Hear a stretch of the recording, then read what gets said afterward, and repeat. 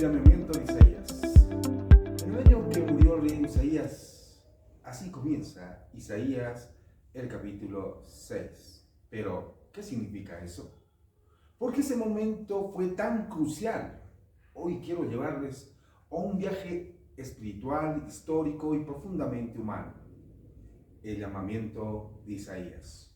Un llamado que surgió en medio del caos, pero que reveló la santidad, la gloria y la misión de Dios. Pero será importante conocer de qué forma vivía en esa época en que el rey Usías había alcanzado una fama impresionante. Judá vivía una aparente prosperidad bajo el reinado de Usaías.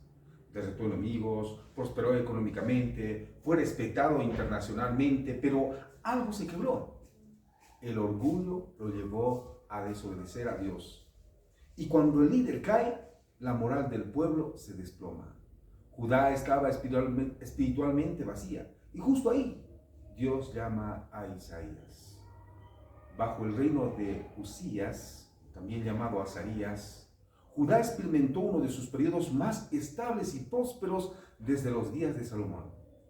Militarmente fortificó Jerusalén en torres, murallas, reorganizó el ejército y desarrolló armamento avanzado para la época y derrotó a filisteos, árabes y meumenitas, asegurando las fronteras. Económicamente impulsó la agricultura, construyó cisternas, fomentó la ganadería. El comercio floreció gracias a la paz relativa y las rutas seguras.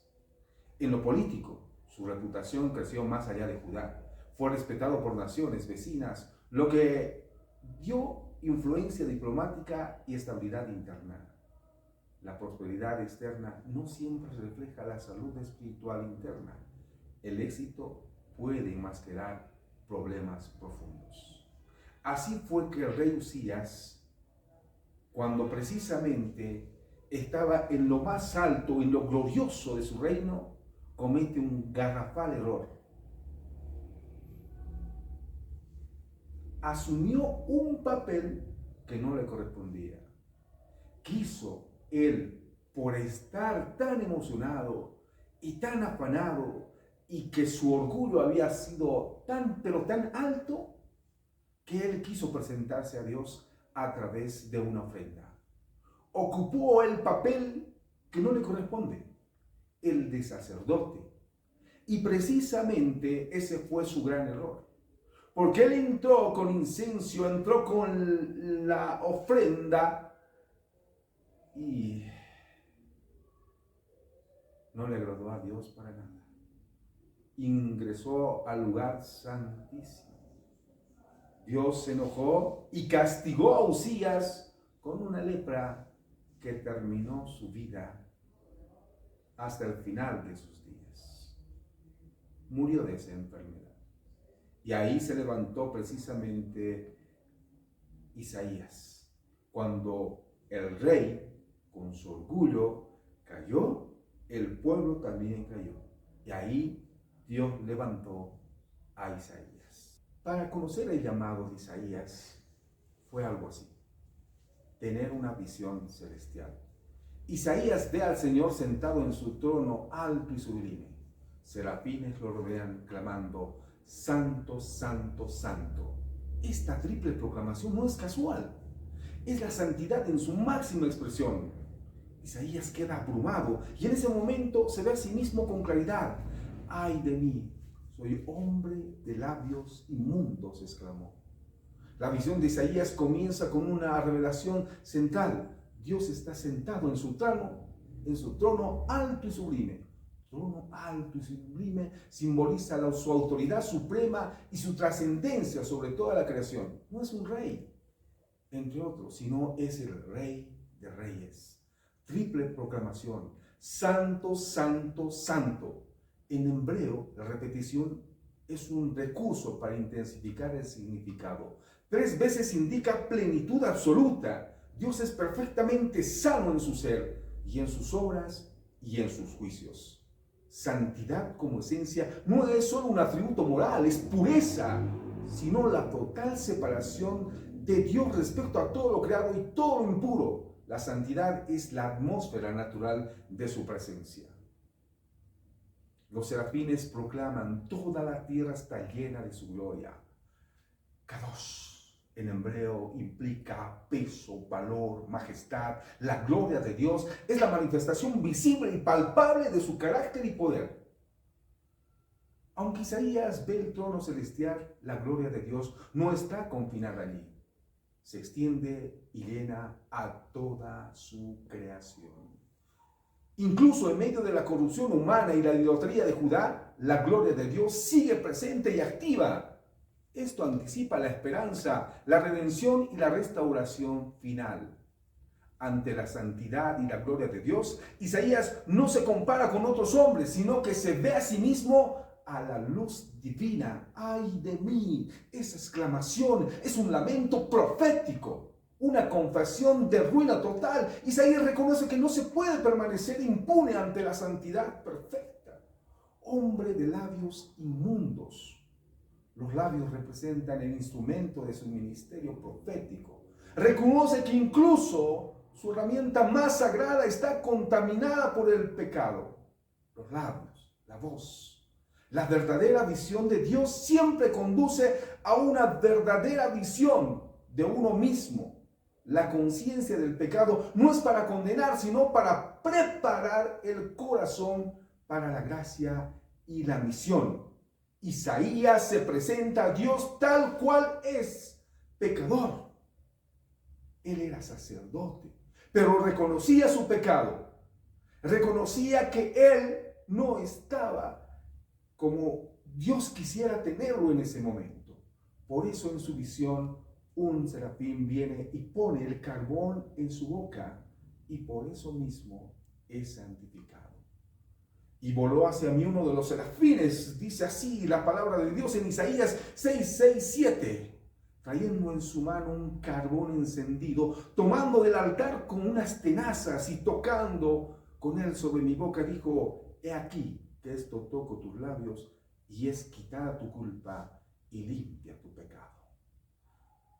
En esa escena el carbón encendido representa la santidad ardiente de Dios, tomada directamente del altar celestial. La mano angelical que toca los labios de Isaías no es un gesto de condena, sino de gracia transformadora. El altar, en lugar del sacrificio de expiación. En la visión de Isaías, el altar no es lo terrenal del templo de Jerusalén, sino su contraparte celestial, donde la presencia de Dios es plena y perfecta.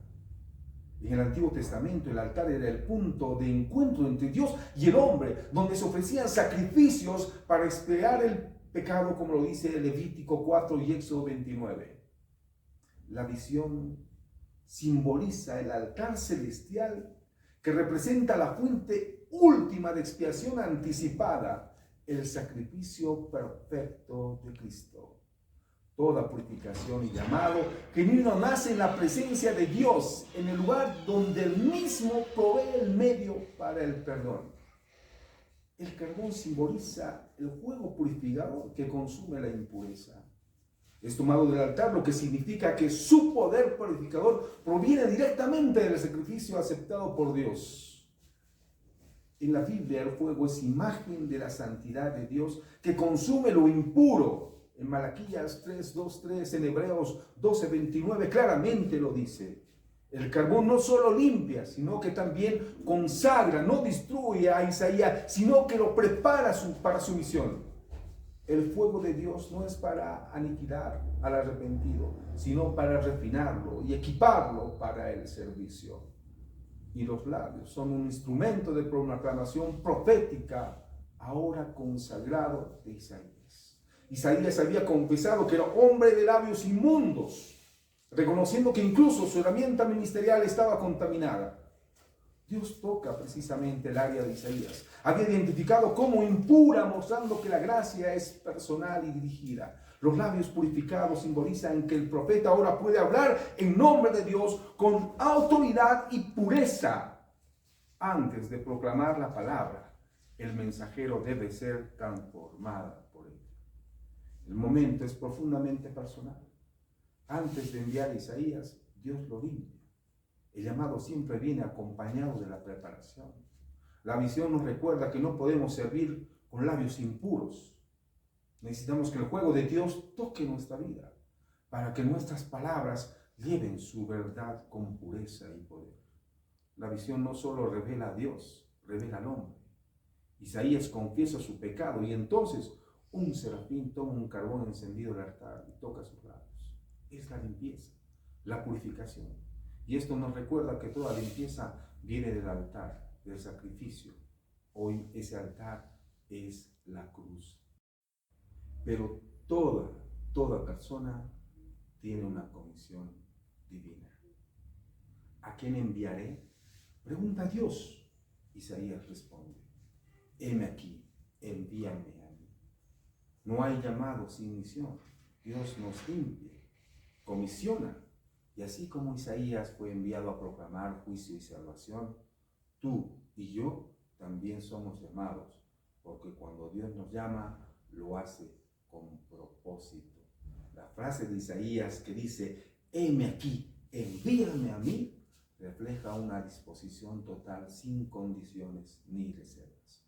No solo se trata de estar presente, sino de estar dispuesto a obedecer, incluso sin conocer todos los detalles de la misión. Isaías no pidió tiempo para pensarlo ni negoció las condiciones. Su disponibilidad fue fruto de un corazón transformado por la visión de la santidad de Dios y la experiencia de purificación. Dios no busca primero a los más capacitados, sino a los más dispuestos. La capacitación viene después, en el camino de la obediencia. El llamado de Isaías fue genérico. Fue enviado a proclamar un mensaje específico de juicio, salvación al pueblo de Judá. La misión profética implica hablar la verdad de Dios, aunque sea incómodo, y anunciar tanto el juicio por el pecado como la esperanza de redención. El profeta no es dueño del mensaje, es un portavoz fiel que transmite lo que Dios dice sin alterarlo para agradar a la audiencia. La misión profética no solo confronta el pecado, sino también apunta hacia la restauración y el cumplimiento del plan de Dios. El llamado de Isaías es un modelo para todo creyente, aunque no todos sean profetas en el sentido bíblico. La gran comisión que nos da Jesús. Jesús envió a sus discípulos a ser discípulos de todas las naciones. Esto implica que cada cristiano es un enviado. La comisión puede cumplirse en el púlpito, en el trabajo, en la familia, en la comunidad. No está limitada a un contexto religioso formal. Cuando Dios nos llama, lo hace con un propósito eterno. No hay llamado sin misión. No hay misión sin la presencia de Dios y el respaldo de Dios. Isaías fue llamado en un tiempo oscuro, pero su mensaje brilló con esperanza. Porque aunque el mundo esté en crisis, Dios sigue en su trono. Y cuando Él llama, transforma. Hoy quizás tú estás en tu propio año que murió el rey Usías. Recuerda, eso puede ser el momento exacto en que